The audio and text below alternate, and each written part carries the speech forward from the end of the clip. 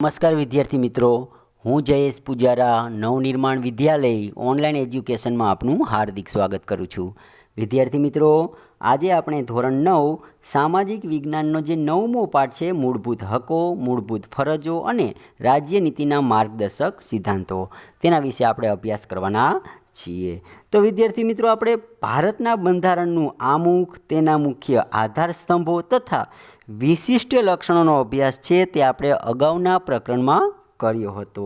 તો હવે આ પ્રકરણમાં છે તે આપણે બંધારણના જે વિશેષ મહત્ત્વના જે લક્ષણો છે, જેવા કે મૂળભૂત હકો, મૂળભૂત ફરજો અને રાજ્યનીતિના માર્ગદર્શક સિદ્ધાંતો વિશે આ પ્રકરણમાં છે તે આપણે માહિતી મેળવવાની છે। તો સૌપ્રથમ આપણે જોઈએ માનવ હકો એટલે કે માનવ અધિકારો।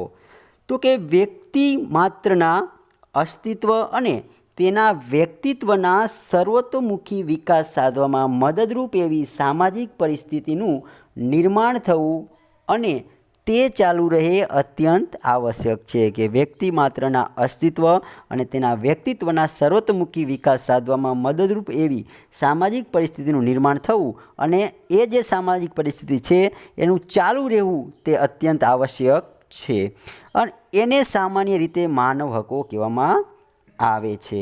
હવે દરેક લોકશાહી દેશમાં તેના નાગરિકને કેટલાક પાયાના હકો આપવામાં આવ્યા છે। કે દરેક લોકશાહી દેશ છે તેનો નાગરિક હોય એને કેટલાક શું આપવામાં આવેલા છે, તો કે પાયાના હક આપવામાં આવેલા છે। કે જન્મતાની સાથે જ છે એને અમુક હકો આપવામાં આવે છે।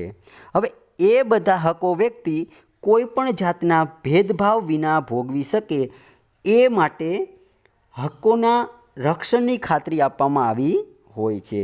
કે આ બધા હકો છે એ વ્યક્તિ કોઈ પણ જાતના ભેદભાવ વિના છે તે ભોગવી શકે એ માટે એ હકોના રક્ષણની શું આપેલી હોય, તો કે ખાતરી આપવામાં આવેલી હોય છે અને સમાજ અને રાષ્ટ્ર દ્વારા તેનો સ્વીકાર કરવામાં પણ આવ્યો હોય છે। કે આ હકો છે એનો સમાજ અને રાષ્ટ્ર દ્વારા સ્વીકાર પણ કરવામાં આવેલો હોય છે।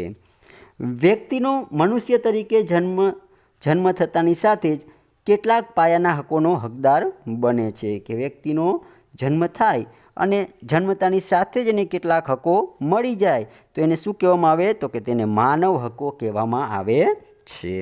હવે સંયુક્ત રાષ્ટ્ર સંઘની મહાસભાએ એટલે કે યુએનએ તારીખ 10 ડિસેમ્બર 1948ના રોજ માનવ અધિકારો જાહેર કર્યા અને તેથી 10મી ડિસેમ્બરને માનવ હક દિન તરીકે ઉજવીએ છીએ। કે સંયુક્ત રાષ્ટ્ર સંઘની જે મહાસભા છે યુએન, તેને 10 ડિસેમ્બર 1948ના રોજ માનવ અધિકારો જાહેર કર્યા, તેથી આ દિવસને માનવ હક દિન તરીકે ઉજવવામાં આવે છે।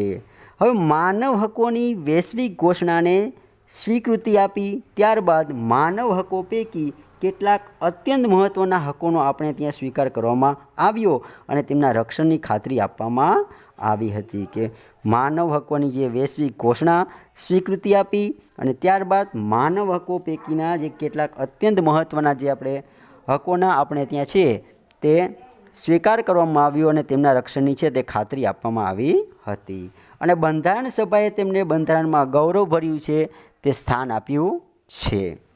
આમ જે માનવ હકોને કાયદાકીય પીઠબળ આપીને બંધારણમાં સમાવ્યા તેને મૂળભૂત હકો કહેવામાં આવે છે। કે જે માનવ હકોને કાયદાકીય પીઠબળ મળેલું છે અને બંધારણમાં સમાવ્યા છે તેને મૂળભૂત હકો કહેવામાં આવે છે। આ માનવ હકો મનુષ્યનું મનુષ્ય તરીકેનું ગૌરવ જાળવી રાખવાના હેતુથી ઘોષિત કરાયા છે। કે આ માનવ હકો છે એનો હેતુ શું છે, તો કે આ માનવ હકો છે તેનો હેતુ એ છે કે મનુષ્યનું મનુષ્ય તરીકે ગૌરવ જાળવી રાખવાનું છે। મનુષ્યનું અસ્તિત્વ ટકાવી રાખવા માટે તેની ન્યૂનતમ જરૂરિયાત જેવી કે રોટી, કપડાં, મકાન, શિક્ષણ અને આરોગ્ય તેને ગૌરવપૂર્વક અને સન્માનજનક સ્થિતિમાં પ્રાપ્ત થઈ શકે।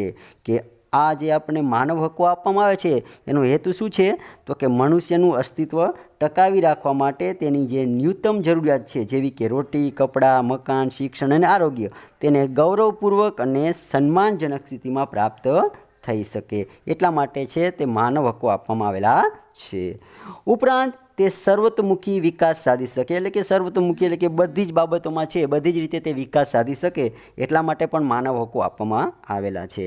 હવે તે જાતનું રાજકીય અને સામાજિક વાતાવરણ મળી રહે એનો રાજ્યે સ્વીકાર કરીને તેના રક્ષણની બાંહેધરી આપવામાં આવેલી છે કે વ્યક્તિનો સર્વતોમુખી વિકાસ થાય, પછી વ્યક્તિને પોતાની જે ન્યૂનતમ જરૂરિયાતો છે કે રોટી, કપડાં, મકાન, શિક્ષણ, આરોગ્ય આ બધું જ મળી રહે એવી આ બધી જાતની છે તે રાજકીય અને સામાજિક વાતાવરણમાં મળી રહે એવી રાજ્યે છે સ્વીકાર કરીને તેના રક્ષણની શું આપેલી છે તો કે બાંહેધરી આપેલી છે. હવે આવા પાયાના મૂળભૂત માનવ અધિકારો એ લોકશાહી શાસન પ્રથાની પાયાની ઓળખ છે.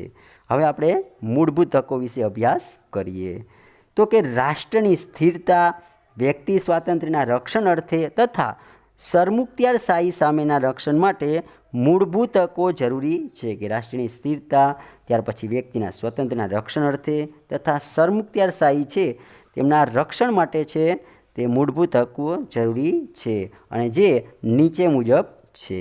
તો પહેલો છે આપણે હક સમાનતાનો હક, બીજો છે સ્વતંત્રતાનો હક, ત્રીજો છે શોષણ સામેનો હક, ચોથો ધાર્મિક સ્વાતંત્ર્યનો હક, પાંચમો સાંસ્કૃતિક અને શૈક્ષણિક હક અને છઠ્ઠો છે બંધારણીય ઇલાજનો હક. હવે આપણે સૌપ્રથમ સમાનતાના હક વિશે માહિતી મેળવીએ તો કે કાયદા સમક્ષ સમાનતા અને કાયદાનું સમાન રક્ષણ આ બે ખ્યાલોનો સમાવેશ કરવામાં આવ્યો છે કે સમાનતાના હકમાં શેનો સમાવેશ કરવામાં આવ્યો છે તો કે કાયદા સમક્ષ સમાનતા, એટલે કે કાયદા સમક્ષ છે બધા લોકો કેવા છે તો કે બધાને સમાન ગણે છે, કાયદો છે એ બધાને સમાન ગણે છે અને કાયદાનું સમાન રક્ષણ અને બધા નાગરિકોએ છે તે કાયદાનું શું કરવું પડે છે તો કે સમાનપણે રક્ષણ કરવું પડે છે. હવે આ બે ખ્યાલોનો સમાવેશ છે તે સમાનતાના હકમાં કરવામાં આવેલો છે. કાયદા સમક્ષ સમાનતા એટલે કે કાયદા સમક્ષ સમાનતા એટલે શું તો કે કાયદા સમક્ષ સમાનતા એટલે કે કોઈ પણ વ્યક્તિ કે વર્ગની તરફેણમાં વિશેષાધિકારનો અભાવ, એટલે કે કોઈ એક વ્યક્તિની તરફદારી કરવામાં અહીંયા આવતી નથી. કાયદો છે તે બધા માટે કેવો હોય છે તો કે સરખો હોય છે. એક સરખી પરિસ્થિતિમાં મુકાયેલ વ્યક્તિઓને એક સરખો કાયદો લાગુ પડશે કે એક સરખી પરિસ્થિતિમાં જો કોઈ વ્યક્તિ મુકાયેલ હોય તો તમામને છે તે એક સરખો કાયદો લાગુ પડે, પછી એમાં ભેદભાવ કરવામાં આવતા નથી. હવે આ હક મુજબ વ્યક્તિઓ વચ્ચે જ્ઞાતિ, જાતિ, લિંગ, જન્મસ્થાન, આવક કે શિક્ષણના કારણોસર ભેદભાવ રાખવામાં આવશે નહીં કે સમાનતાના હક મુજબ છે તે વ્યક્તિઓ વચ્ચે જ્ઞાતિ છે, જાતિ છે, લિંગ એટલે કે સ્ત્રી પુરુષ, જન્મસ્થાન, આવક કે શિક્ષણના કારણોસર છે તે ભેદભાવ રાખવામાં આવતો નથી, બધાને છે તે સમાન તક આપવામાં આવે છે. હવે તેમની સાથે કાયદાનો વ્યવહાર એક સરખો રહે છે કે આ બધા લોકો સાથે કોઈ પણ જાતિનો હોય, કોઈ પણ જ્ઞાતિનો હોય, પછી જન્મસ્થાન ગમે ત્યાં હોય છતાં પણ છે તે કાયદાનો વ્યવહાર કેવો રહે છે તો કે એક સરખો રહે છે બધા સાથે. વડાપ્રધાનથી માંડીને પટ્ટાવાળા સુધીની કક્ષાવાળી વ્યક્તિએ પોતે કાયદા વિરુદ્ધનું કૃત્ય કરેલ હોય તો તે બદલ સામાન્ય નાગરિકની જેમ સમાન ધોરણે તે જવાબદાર રહેશે કે અહીંયા આપણે વડાપ્રધાનથી માંડીને પટ્ટાવાળા સુધીની જે કક્ષાવાળી જે વ્યક્તિ હોય એને પણ જો કાયદા વિરુદ્ધનું કૃત્ય કરેલ હોય તો તે બદલ સામાન્ય નાગરિકની જેમ જ સમાન ધોરણે તે જવાબદાર રહેશે અને સામાન્ય અદાલતના ચુકાદાને આધીન રહેશે કે સામાન્ય નાગરિકની જેમ એને પણ છે તે ગુનો સાબિત થઈ શકે છે તેના વિરુદ્ધ પણ. જો કે રાષ્ટ્રપ્રમુખ કે રાજ્યપાલ વગેરેને કેટલાક વિશેષાધિકારો આપવામાં આવેલા છે. કાયદાના સમાન રક્ષણનો અર્થ થાય છે કે સમાન સંજોગોમાં કાયદાનો વ્યવહાર સમાન જ હોવો જોઈએ કે કાયદા સમાન રક્ષણનો અર્થ શું થાય તો કે કાયદા સમાન રક્ષણનો અર્થ એ થાય છે કે સમાન સંજોગોમાં કે એક જ સરખું સંજોગ હોય બધાનું તો એના માટે કાયદો છે એ કેવો હોવો જોઈએ તો કે સરખો જ હોવો જોઈએ. કોઈ વ્યક્તિ કે વર્ગને અલગ રાખી તેમના પ્રત્યે ભેદભાવ દર્શાવતો કાયદો રાજ્ય ઘડી શકે નહીં કે કોઈ વ્યક્તિ કે વર્ગને છે અલગ રાખી તેમના પ્રત્યે ભેદભાવ દર્શાવતો કાયદો છે તે રાજ્ય ઘડી શકે નહીં. હવે દરેક કાયદો તમામને માટે એક સરખી રીતે લાગુ પડવો જોઈએ કે જે કાયદો બનાવવામાં આવે છે એ તમામ નાગરિક માટે છે તે એક સરખો લાગુ પડવો જોઈએ. કોઈપણ નાગરિકને દુકાનો, નાસ્તાગૃહો, હોટલો, જાહેર મનોરંજનના સ્થળોએ પ્રવેશ મેળવવાનો, જાહેર સ્થળોનો ઉપયોગ કરવાનો, જાહેર રસ્તા, તળાવો કે કૂવાઓનો વપરાશ કરવાની તમામને એક સરખી સમાન તક આપવામાં આવી છે કે સમાનતાના હક દ્વારા છે આ બધાને છે તે એક સરખી સમાન તક આપવામાં આવેલી છે.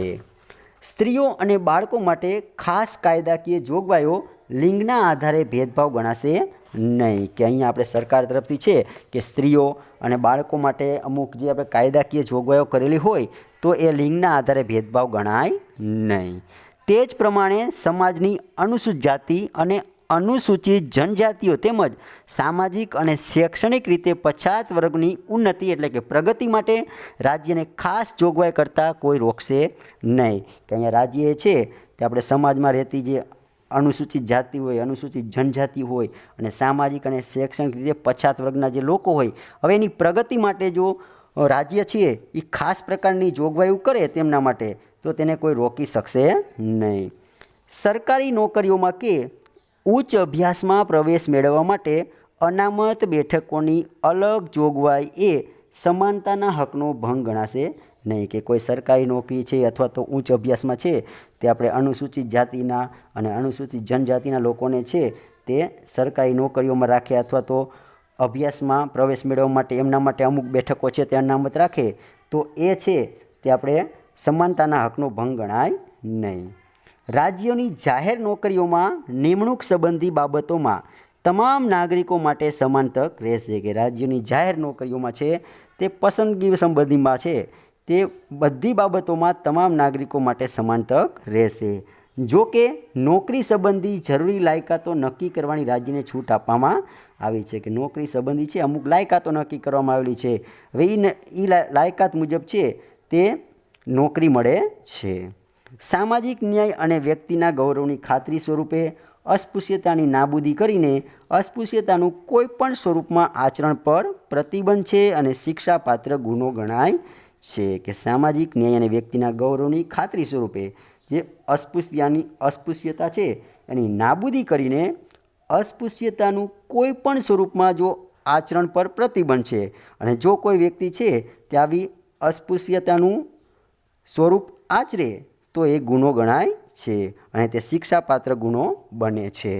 હવે સમાજમાં કૃત્રિમ ભેદભાવો ઊભા કરતા ઇલકાબો અને ખિતાબો છે તે દૂર કરવામાં આવ્યા છે. કે સમાજમાં જે કૃત્રિમ ભેદભાવો જે ઊભા કરતા ઇલકાબો અને ખિતાબો દૂર કરવામાં આવ્યા છે. જેમ કે નામની આગળ સર, દીવાનજી, રાવ બહાદુર જેવા વિશેષણો લાગતા હતા તે હવે દૂર થયા છે.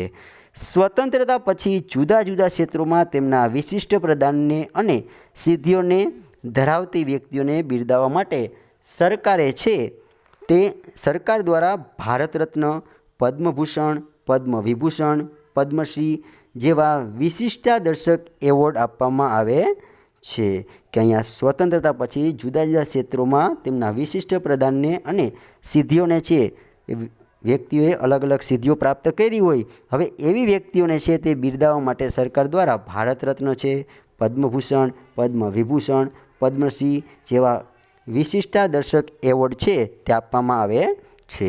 લશ્કરી સેવાઓમાં પરમવીર ચક્ર અપાય છે. સેવાઓમાં નામની આગળ general, major, chief marshal, field marshal જેવા વિશેષણો લાગે છે તે સમાનતાના હકનો ભંગ ગણવામાં આવતો નથી.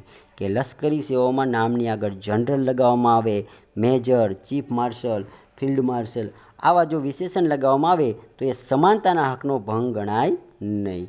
આમ આ હક થકી સમાનતાવાળા સમાજની સ્થાપનાનો ઉદ્દેશ છે અને ભારતમાં કાયદાનું શાસન છે તે સ્થાપિત થાય છે. અને આ હક થકી સમાનતાવાળા સમાજની સ્થાપનાનો ઉદ્દેશ્ય છે અને ભારતમાં કાયદાનું શાસન છે તે સ્થાપિત થાય છે. હવે અલગ પ્રકારના સમૂહો કે વર્ગો માટે તેમની અલગ વિશિષ્ટ સેવાઓના સંદર્ભમાં અલગ પ્રકારની કાયદાકીય જોગવાઈ હોઈ શકે છે. કે અલગ અલગ પ્રકારનો જે સમૂહ હોય, અલગ પ્રકારના જે વર્ગો હોય, હવે તેમના માટે છે તે વિશિષ્ટ સેવાઓના સંદર્ભમાં અલગ પ્રકારની કાયદાકીય જોગવાઈ હોઈ શકે છે. દાખલા તરીકે વકીલો, ડૉક્ટરો, શિક્ષકો, વીમા કંપનીઓ, સ્ત્રીઓ, સગીરો, સગીરો માટે અલગ અલગ કાયદાઓ છે અને સમાન કામ માટે સમાન વેતનનો સિદ્ધાંત પણ અનુચ્છેદનો જ ભાગ છે કે સમાન કામ કોઈ જો વ્યક્તિ કરતા હોય તો એને સમાન વેતન મળવું જોઈએ. હવે આપણે બીજો હક જઈએ તો બીજો હક છે સ્વાતંત્ર્યનો હક. તો કે બંધારણ દ્વારા ભારતીય નાગરિકોને 6 પ્રકારની સ્વાતંત્રતાઓ બક્ષવામાં આવેલી છે, જે નીચે મુજબ છે કે આપણા ભારતના બંધારણ મુજબ છે તે નાગરિકોને 6 પ્રકારની છે એ સ્વતંત્રતા આપવામાં આવેલી છે. જે હવે એમાં પહેલી સ્વતંત્રતા છે વાણી અને અભિવ્યક્તિની સ્વતંત્રતા. ત્યાર પછી બીજી છે શાંતિથી અને શસ્ત્રો વિના ભેગા થવાની અને સભા ભરવાની સ્વતંત્રતા. ત્રીજી મંડળો અથવા સંઘો રચવાની સ્વતંત્રતા. ચોથી છે ભારતના કોઈ પણ પ્રદેશમાં ગમે ત્યાં મુક્તપણે હરવા ફરવાની પણ સ્વતંત્રતા છે. પાંચમું છે ભારતના કોઈ પણ પ્રદેશમાં કોઈ પણ ભાગમાં રહેવાની અને સ્થાયી થવાની પણ સ્વતંત્રતા. છઠ્ઠું છે ગમે તે વ્યવસાય, કામકાજ, વેપાર કે ધંધો કરવાની પણ સ્વતંત્રતા છે. હવે ભારતીય નાગરિકોના વ્યક્તિત્વના સર્વતોમુખી વિકાસ અને અભિવ્યક્તિ માટે લોકશાહીના સુચારુ સંચાલન માટે વ્યક્તિ તંદુરસ્ત અને સ્વસ્થ જીવન જીવી શકે એ માટે આ હકનું વિશેષ મહત્ત્વ છે કે અહીંયા આપણે ભારતીય નાગરિકોના વ્યક્તિત્વના સર્વતોમુખી વિકાસ એટલે કે બધી જ રીતે નાગરિકનો વિકાસ થાય, ત્યાર પછી અભિવ્યક્તિ માટે અને લોકશાહીના સુચારુ સંચાલન માટે અને વ્યક્તિ તંદુરસ્ત અને સ્વચ્છ જીવન જીવી શકે એ માટે આ સ્વાતંત્ર્યના હકનું છે તે વધારે મહત્ત્વ છે. હવે કોઈ પણ વ્યક્તિ આ બધી સ્વતંત્રતાનો મનસ્વીપણે બેફામપણે વર્તીને સ્વચ્છંદી બનીને ઉપયોગ કરી શકે નહીં.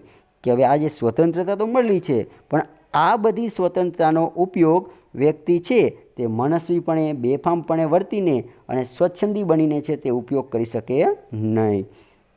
રાજ્ય સમાજના વ્યાપક હિતમાં જાહેર સુલે શાંતિ અને સલામતી અર્થે આ સ્વતંત્રતાઓ પર વાજબી નિયંત્રણો અને મર્યાદાઓ મૂકી શકે છે કે રાજ્ય સમાજના વ્યાપક હિતમાં જાહેર સુલે શાંતિ અને સલામતી અર્થે છે તે આ જે સ્વતંત્રતાઓ આપેલી છે એ સ્વતંત્રતાઓ પર છે તે વાજબી નિયંત્રણો અને મર્યાદાઓ મૂકી શકે છે એવી બંધારણમાં છે તે સ્પષ્ટતા થઈ છે.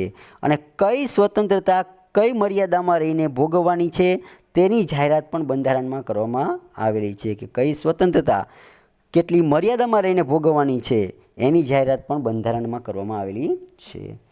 ભારતીય નાગરિકને પોતાના વિચારોને, વાણીને અને વર્તન દ્વારા અભિવ્યક્ત કરવાની સ્વતંત્રતા બક્ષવામાં આવી છે કે ભારતીય નાગરિકને પોતાના વિચારોને, વાણીને અને વર્તન દ્વારા છે તે અભિવ્યક્ત કરવાની સ્વતંત્રતા બક્ષવામાં આવી છે. લેખિત યા મૌખિક કે આંગિક અભિનય થકી એ વ્યક્ત કરી શકે છે કે કોઈ પણ વ્યક્તિ છે એને પોતાના વિચારો છે, પોતાની વાણી છે, પોતાનું વર્તન જો વ્યક્ત કરવું હોય તો એ લેખિત, આ મૌખિક કે આંગિક અભિનય થકી છે એ વ્યક્ત કરી શકે છે પોતાના વિચારો. પરંતુ તે મુજબ અમર્યાદિત કે નિરંકુશ રીતે વર્તવાની કોઈને છૂટ નથી. પરંતુ અહીંયા છે તે અમર્યાદિત કે નિરંકુશ રીતે વર્તવાની કોઈને છૂટ આપવામાં આવેલી નથી. એના નિયંત્રણમાં રહીને છે તે વર્તન કરવું પડે. હવે કેટલાક વાજબી નિયંત્રણો કે મર્યાદાઓ બંધારણે મૂક્યા છે, જેવા કે ભારતનું સાર્વભૌમત્વ અને અખંડિતતા, રાજ્યની સલામતી, વિદેશી રાજ્યો સાથે મૈત્રીપૂર્ણ સંબંધો રાખવા, જાહેર વ્યવસ્થા એટલે જાહેર શાંતિ, સુલેહ અને સલામતી, નીતિમત્તા, શિષ્ટતાના હિતમાં અદાલતી તિરસ્કાર, બદનસી, ગુનાની હિંસાની ઉશ્કેરણી જેવી બાબતોને ધ્યાનમાં લઈને આ સ્વતંત્રતાના હકનો ઉપયોગ કરવાનો છે. આ બધી બાબતો છે એનું ધ્યાન રાખવાનું છે ને ત્યાર પછી છે આ સ્વતંત્રતાના હકનો ઉપયોગ કરવાનો છે. આ ઘણી બધી મર્યાદાઓ વાજબી છે કે નહીં તે નક્કી કરવાની સત્તા ન્યાયતંત્રની છે કે આ જે બધી મર્યાદાઓ છે તે વ્યાજબી છે કે નહીં તે નક્કી કરવાની સત્તા કોની છે તો કે ન્યાયતંત્રની છે. હવે ત્યાર પછી અખબારી સ્વતંત્રમાં વિચારો અને અભિપ્રાયો થકી જાહેર હિતને આગળ ધપાવવાનો હેતુ છે કે અખબારી સ્વાતંત્ર્યમાં વિચારો અને અભિપ્રાયો થકી જે જાહેર હિતને છે તે આગળ ધપાવવાનો હેતુ છે. પરંતુ આ સ્વાતંત્ર્યના अलग उल्लेख थयो नथी, परंतु अहींया जे आ जे स्वातंत्र्य छे तेनो अलग अलग छे ते उल्लेख थयो नथी अने अभिव्यक्तिनी स्वतंत्रतामां तेनो समावेश थाय छे। ताजेतरमां 2009 में थयेला बंधारणमां सुधारा मुजब 6 થી 14 वर्ष सुधीना उंमરના તમામ બાળકોને નિઃશુલ્ક અને ફરજિયાત પ્રાથમિક શિક્ષણ મેળવવાનો મૂળભૂત અધિકાર છે કે તાજેતરમાં 2009 થયેલા બંધારણમાં સુધારા મુજબ 6 થી 14 વર્ષ સુધીના ઉંમરના તમામ બાળકોને છે નિઃશુલ્ક અને ફરજિયાત છે તે પ્રાથમિક શિક્ષણ મેળવવાનો અધિકાર આપવામાં આવેલો છે। હવે ગુનાના સમયે વ્યક્તિનું કૃત્ય ગુનો ન ગણાતું હોય તો તેને સજા કરી શકાય નહીં કે ગુનાના સમયે વ્યક્તિનું કૃત્ય છે તે ગુનો ન ગણાતું હોય તો તેને સજા કરી શકાતી નથી। તેમજ સજાની નિર્ધારિત જોગવાઈથી વધુ સજા કે એકના એક ગુના માટે એકથી વધુ વખત વ્યક્તિને સજા થઈ શકતી નથી કે તેમજ સજાની જે નિર્ધારિત જોગવાઈ હોય એ જોગવાઈ મુજબ જ વ્યક્તિને સજા થાય છે અને એકના એક ગુના માટે છે તે એકથી વધુ વખત વ્યક્તિને સજા થઈ શકતી નથી। કાયદા દ્વારા સ્થાપિત જોગવાઈ મુજબ કોઈ પણ વ્યક્તિને એના જીવન અને અંગત સ્વાતંત્ર્યથી વંચિત કરી શકાય નહીં અને ધરપકડ કરાયેલ વ્યક્તિને ધરપકડ કરવાના કારણોની શક્ય તેટલી ત્વરાથી જાણ કર્યા સિવાય કસ્ટડીમાં રાખી શકાશે નહીં કે કોઈ ધરપકડ કરાયેલ વ્યક્તિ હોય તો એ ધરપકડ કરવાના કારણોની શક્ય તેટલી ત્વરાથી જાણ કરવી પડે છે, એ સિવાય છે તેને કસ્ટડીમાં રાખી શકાતો નથી। હવે તેને પસંદગીના ધારાશાસ્ત્રીની એટલે કે વકીલની સલાહ લેવાના અને બચાવ કરવાના તેના અધિકારનો ઇનકાર કરી શકાશે નહીં કે કોઈ વ્યક્તિની ધરપકડ કરેલી હોય તો એને પોતાનો વકીલ રાખવો હોય તો એ પોતાનો વકીલ રાખી શકે છે, એમાં કોઈ ઇનકાર કરી શકતું નથી। તેમજ ધરપકડ કરાયેલ અને કસ્ટડીમાં રખાયેલ દરેક વ્યક્તિને તેની ધરપકડ કર્યાના 24 કલાકમાં છે સૌથી નજીકના મેજિસ્ટ્રેટ સમક્ષ રજૂ કરવામાં આવે છે કે અહીંયા આપણે વ્યક્તિને તેની ધરપકડ કર્યાના 24 કલાકમાં જ છે સૌથી નજીકના જે મેજિસ્ટ્રેટ છે તેની સમક્ષ રજૂ કરવામાં આવે છે અને મેજિસ્ટ્રેટની પરવાનગી વિના કોઈ પણ વ્યક્તિને કસ્ટડીમાં રાખી શકાશે નહીં। પ્રતિબંધક અટકાયતી ધારા હેઠળ જે વ્યક્તિની ધરપકડ કરાયેલ હોય તેવી વ્યક્તિને ઉપયુક્ત બાબતો લાગુ પડશે નહીં કે પ્રતિબંધક અટકાયત ધારા હેઠળ જો વ્યક્તિની ધરપકડ કરાયેલ હોય તો તેવી વ્યક્તિને ઉપયુક્ત જે બાબતો હતી એ લાગુ પડશે નહીં। આપણે નિવારક અટકાયત જોઈએ એટલે કે એને પ્રતિબંધિત અટકાયત પણ કહેવામાં આવે છે। તો રાજ્યને એમ લાગે કે કોઈ વ્યક્તિ તરફથી કોઈ ગુનાહિત કૃત્ય કે પ્રવૃત્તિ થવાની સંભાવના છે તો સાવચેતીના પગલાં તરીકે તેને નિવારક અટકાયત ધારા હેઠળ ધરપકડ કરી શકાય છે અને આ ધારાનો હેતુ છે તે અટકાયતીને તેને કૃત્ય કર્યા બદલ તેને શિક્ષા કરવાનો નથી પરંતુ રાજ્ય સમાજ કે કોઈ વ્યક્તિ વિરુદ્ધ ગુનાહિત કૃત્ય કરતો તેને અટકાવવાનો છે કે અહીંયા આપણે રાજ્યને એમ લાગે કે કોઈ વ્યક્તિ તરફથી કોઈ ગુનાહિત કૃત્ય થવા જઈ રહ્યું છે એવી પ્રવૃત્તિ થવાની સંભાવના છે તો એ સાવચેતીના પગલાં તરીકે છે તે નિવારક અટકાયત ધારા હેઠળ છે તે વ્યક્તિની ધરપકડ તે કરી શકે છે અને અહીંયા રાજ્યનો હેતુ છે તેને શિક્ષા કરવાનો નથી પરંતુ રાજ્ય સમાજ કે કોઈ વ્યક્તિ વિરુદ્ધ ગુનાહિત કૃત્ય કરતો તેને અટકાવવાનો એનો હેતુ છે। હવે આ કાયદા હેઠળ અટકાયતીને 3 માસ કરતાં વધુ સમય માટે અટકાયતમાં રાખવાની સત્તા મળતી નથી કે નિવારક અટકાયત ધારા હેઠળ જો કોઈ વ્યક્તિની ધરપકડ કરેલી હોય તો એ વ્યક્તિને છે કે 3 માસ કરતાં વધુ સમય માટે અટકાયતમાં રાખવાની સત્તા મળતી નથી અને વડી અદાલતના ન્યાયાધીશો કે સલાહકાર બોર્ડના અભિપ્રાયના આધારે અટકાયત હુકમ રદ કરી શકાય છે અને કેટલો સમય અટકાયત ચાલુ રાખવી એ નિર્ણય રાજ્ય સરકાર કરી શકે છે। આપણે ત્રીજો અધિકાર જોઈએ તો કે શોષણ વિરુદ્ધનો અધિકાર। કોઈ પણ વ્યક્તિનું બીજી વ્યક્તિ દ્વારા કોઈપણ પ્રકારે શોષણ ન થાય એવા શોષણવિહીન સમાજની સ્થાપનાનો મુખ્ય ઉદ્દેશ્ય બંધારણનો છે જે આ હક દ્વારા સિદ્ધ થયો છે કે કોઈપણ વ્યક્તિનું બીજી વ્યક્તિ દ્વારા કોઈપણ પ્રકારે શોષણ ન થાય એવા શોષણવિહીન સમાજની સ્થાપનાનો મુખ્ય ઉદ્દેશ્ય બંધારણનો છે અને આ ઉદ્દેશ્ય છે તે આ હક દ્વારા સિદ્ધ થાય છે। મનુષ્યનો વેપાર, વેઠ પ્રથા, દાસત્વ અને બળજબરીથી કરાવાતી કોઈપણ પ્રકારની મજૂરી પ્રતિબંધિત છે, કે મનુષ્યનો વેપાર થતો હોય, વેઠ પ્રથા, દાસત્વ અને બળજબરીથી જો કરાવાતી કોઈ પણ પ્રકારની મજૂરી હોય એના પર શું છે તો કે પ્રતિબંધ છે. અને આ જોગવાઈનો ભંગ શિક્ષાપાત્ર ગુનો ગણાય છે. અનૈતિક હેતુઓ માટે બાળકોના કે સ્ત્રીઓના વેપાર, બળજબરીથી કરાવાતી મજૂરી કે મરજી વિરુદ્ધનું દાસત્વ, વેતન વિનાની મજૂરીનો અને સદીઓથી ચાલી આવેલ વેઠ પ્રથાનો અંત લાવવાનો છે. કે અહીંયા આપણે અનૈતિક હેતુઓ માટે બાળકોના કે સ્ત્રીઓનો વેપાર, પછી બળજબરીથી કરાવાતી મજૂરી કે મરજી વિરુદ્ધનું દાસત્વ, વેતન વિનાની મજૂરીનો અને સદીઓથી ચાલી આવતી જે વેઠ પ્રથા છે એનો અંત લાવવાનો ઉદ્દેશ્ય આ હક દ્વારા સિદ્ધ કરવામાં આવેલો છે.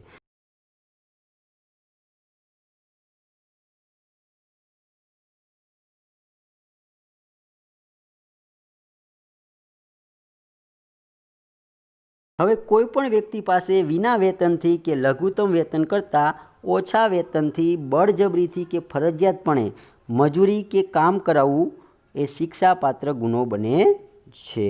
કે કોઈપણ વ્યક્તિ પાસે છે તે વિના વેતનથી કે લઘુત્તમ વેતન કરતાં ઓછા વેતનથી જો બળજબરીથી કે ફરજિયાતપણે મજૂરી કે કામ કરવામાં આવતું હોય તો એ શિક્ષાપાત્ર ગુનો બને છે.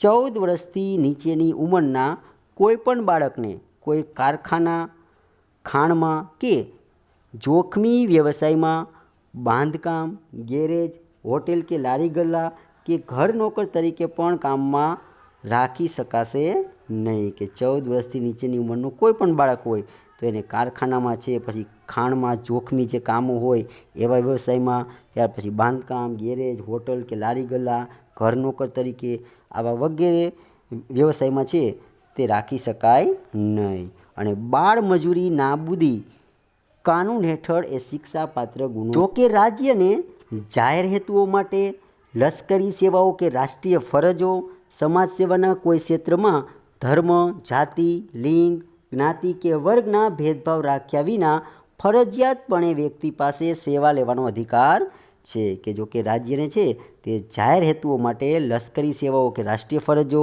સમાજ સેવાના કોઈ ક્ષેત્રમાં ધર્મ, જાતિ, લિંગ, જ્ઞાતિ કે વર્ગના ભેદભાવ રાખ્યા વિના છે તે ફરજિયાતપણે વ્યક્તિ પાસે સેવા લેવાનો અધિકાર રહેલો છે. અને આ સેવા વેતન વિના કે સવેતન હોઈ શકે છે. હવે આપણે ધાર્મિક સ્વાતંત્ર્યનો હક જોઈએ તો કે ભારતના કોઈપણ નાગરિકને અંતઃકરણ અનુસાર પોતાને મનપસંદ ધર્મ માનવાનો અને તેનું પાલન કરવાનો અને તેનો પ્રચાર પ્રસાર કરવાનો સમાન અધિકાર બંધારણે ઘડ્યો છે. કે ભારતનો કોઈ પણ નાગરિક હોય તો એ પોતાનો મનપસંદ ધર્મ છે તે પાળી શકે છે અને એ ધર્મનું પાલન પણ કરી શકે છે અને એનો પ્રચાર પ્રસાર પણ કરી શકે છે. એવો અધિકાર છે તે બંધારણમાં આપેલો છે.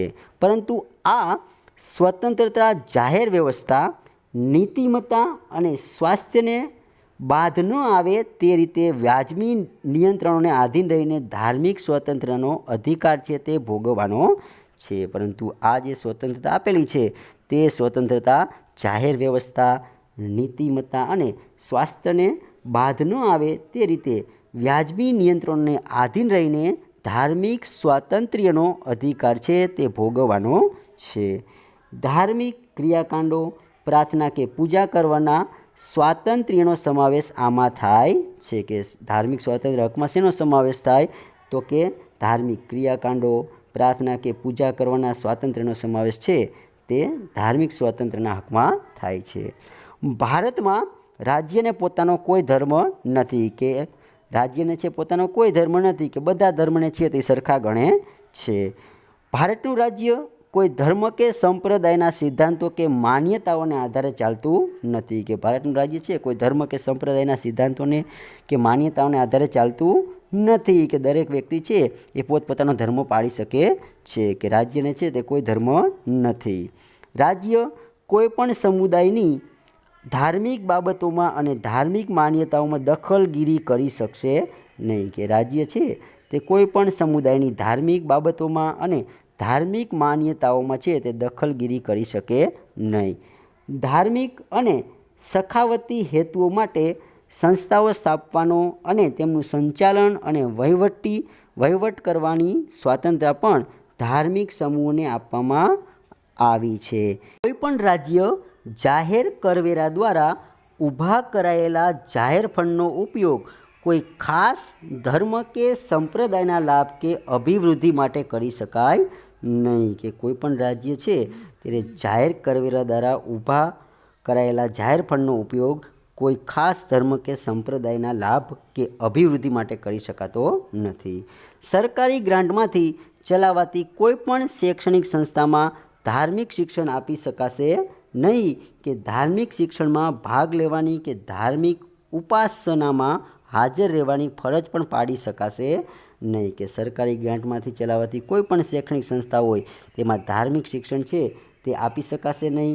અને ધાર્મિક શિક્ષણમાં છે તે ભાગ લેવાની કે ધાર્મિક ઉપાસનામાં હાજર રહેવાની પણ કોઈને ફરજ પાડી શકાશે નહીં.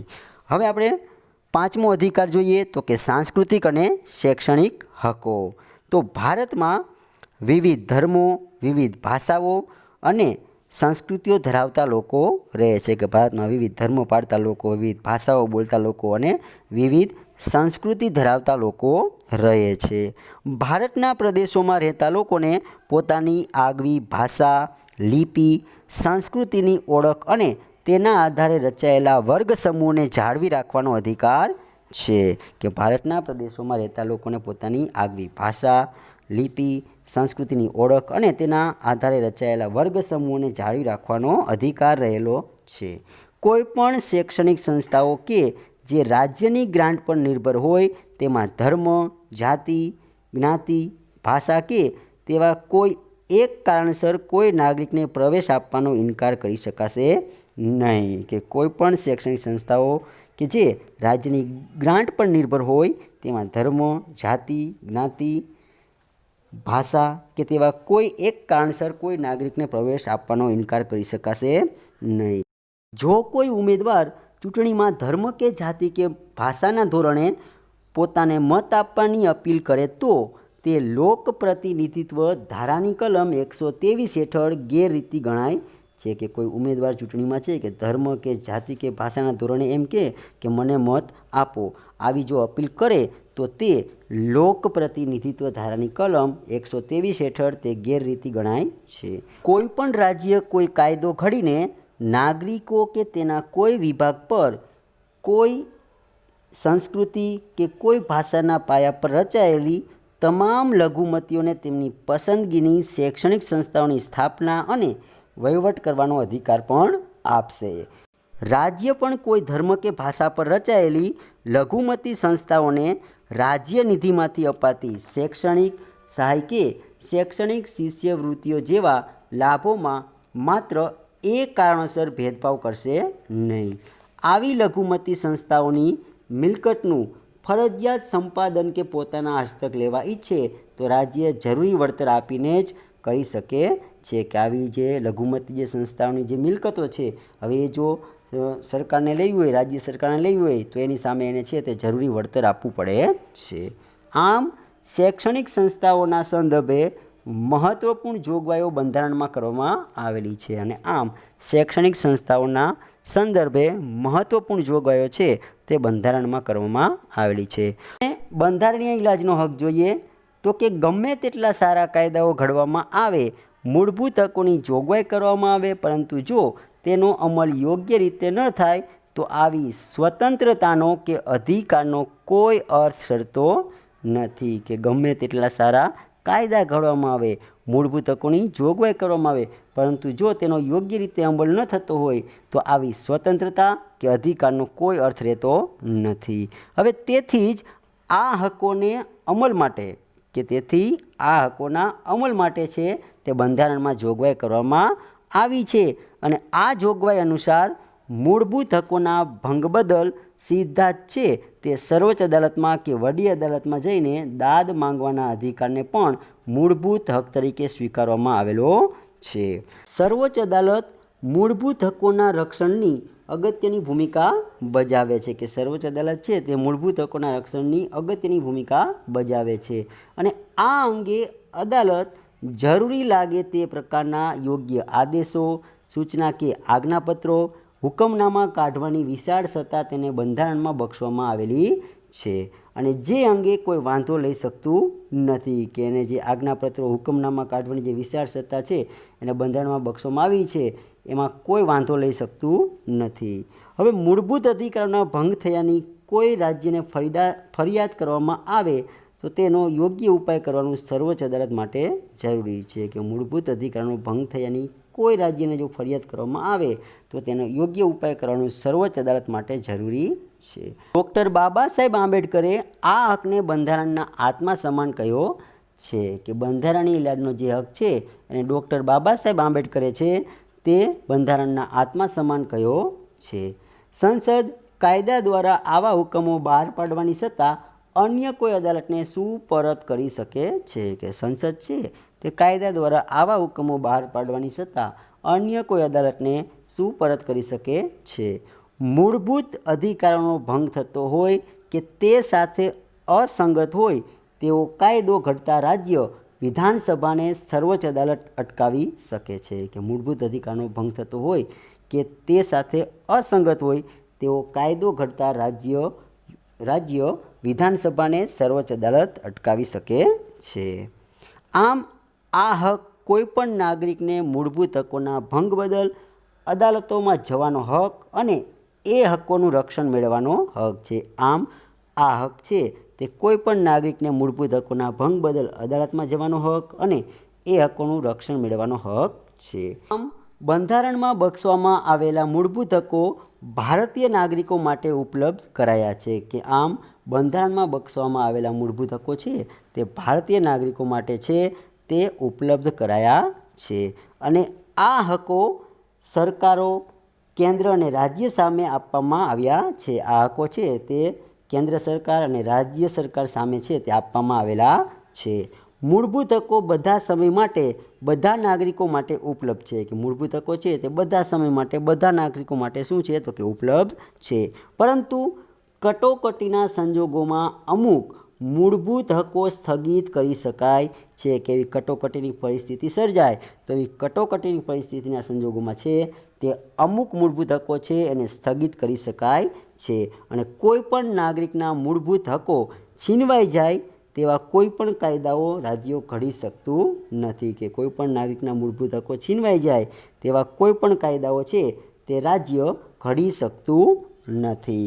તો વિદ્યાર્થી મિત્રો અહીંયા સુધીનો આપણે અભ્યાસ કર્યો. હવે જે આગળનો અભ્યાસ છે તે આપણે નેક્સ્ટ વિડીયોમાં કરશું. ધન્યવાદ.